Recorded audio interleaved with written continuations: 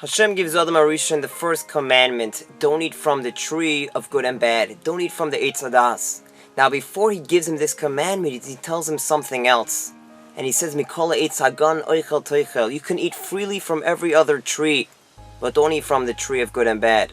Now, why does Hashem have to first tell him what he could eat from before he gives him the commandment? When there's a problem with the highway, and repairs have to be done, and they get the construction crew, and they write up the plans, and they get all the machinery, and they have all the construction workers, and everything is in place, and it's 6 o'clock in the morning, and they're ready to block off the road to do construction and do repairs, there's one thing they do first.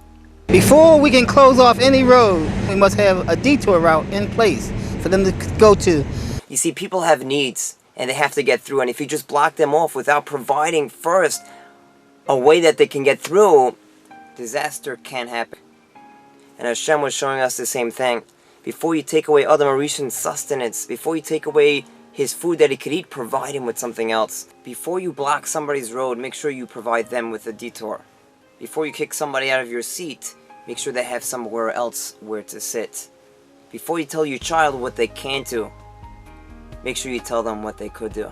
Have a wonderful Shabbos.